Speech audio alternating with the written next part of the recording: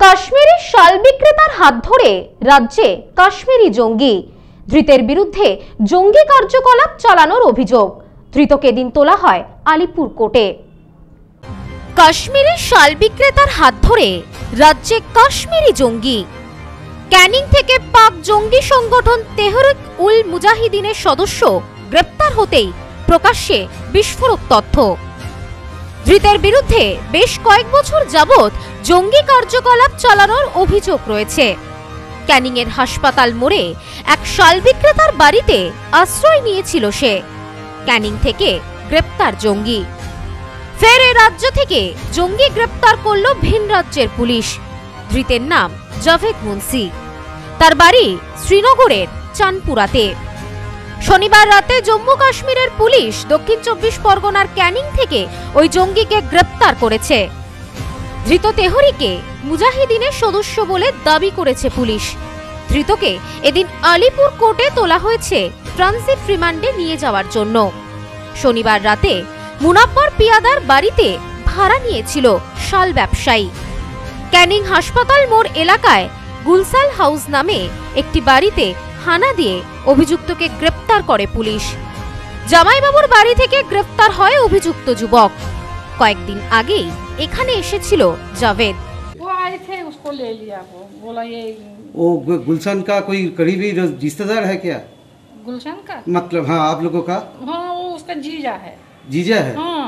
अच्छा, उन लोग वो तो उनके बारे में जो रटवा चल रहा है, वो कोई संगठन के साथ है, हिजबुल के साथ है, ऐसे कुछ है? वो कोई खुद पता नहीं। उसको तो 25 साल हो गए शादी को हमारी ननद के साथ। हमको तो खुद पता नहीं, तो हम क्या बोलेंगे। इधर किस लिए आए थे आप लोगों को घर में?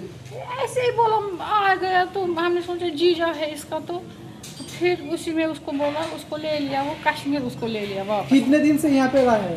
कुछ नहीं, जिस दिन आया उसी दिन बोलते ले लिया। उसको बेटी को असल में ट्यूमर है सर को। हाँ, तो इसलिए उसको दिल्ली में उसको इलाज चल रहा था। वो उसी में उसको बोला मैं इधर आऊंगा, तो हो हमको पता मत है ये। तो पुलिस क्यों पकड़ ली? हमको कहाँ पता है अब ये।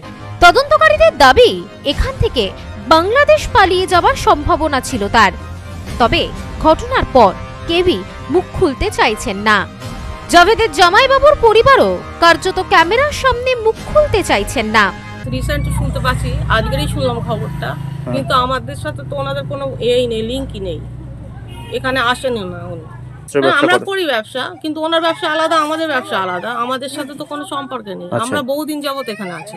এই যে জাভেদ মুন্সি, এই তো আপনাদের আত্মীয় হয়, মানে আত্মীয় হলেও কিন্তু ওনাদের সাথে তো আমাদের কোনো টাচই নেই, মানে কোনো সম্পর্কই আপনাদের নেই। আমরা তো ব্যবসায়ী লোক, ব্যবসা করেই খাই। আমাদের তো এটাই রোজি রুটি, এছাড়া তো আমরা অন্য কিছু ভাবতেই পারি না। স্থানীয় সূত্রে জানা গিয়েছে, গত কয়েক বছর ধরে শীতের সময় গোলাম মোহাম্মদ নামে এক ব্যক্তি ক্যানিং এর শাল বিক্রি করতে আসেন। মাসখানেক ধরে স্থানীয় মুনাব্বর পিয়াদা নামে এক ব্যক্তির বাড়িতে ঘর ভাড়া নিয়েছিলেন তিনি। শাল বিক্রেতার সঙ্গে থাকতেন তার স্ত্রী তবসুম বিবি। শুক্রবার সেই ঘরেই আসেন গোলামের দুঃসম্পর্কের আত্মীয়। স্থানীয় মানুষেরা বহু পুরনো শাল বিক্রেতা বলে কেউ আর সেভাবে সন্দেহ করতেন না। আদতে সেই আত্মীয় হল তেহরিক উল মুজাহিদিনের সদস্য জাভেদ মুন্সি। শুনলাম যে যার বাড়ি আমি ভাড়া ঠিক করে দিয়েছি, তার বাড়িতে রিপোর্টার এসছে, এসে ছবি টবি আমি সব ভাত খাচ্ছি, ভাত রেখে দিয়ে চলে এসেছি।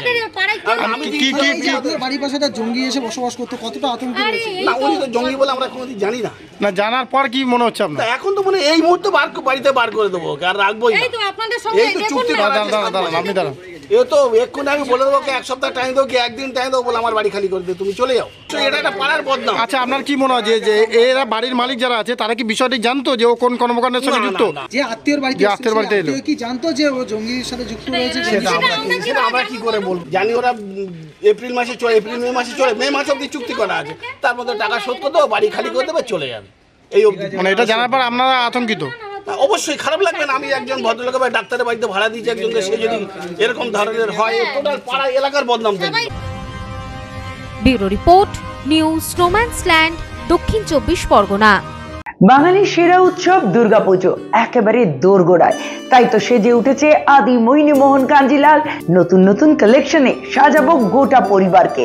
আর তাই তো সেজে উঠেছে আমাদের বনগাঁ শাখা, শিমুলতলার মোড়, যশোর রোড, আদি মোহিনী মোহন কাঞ্জিলাল।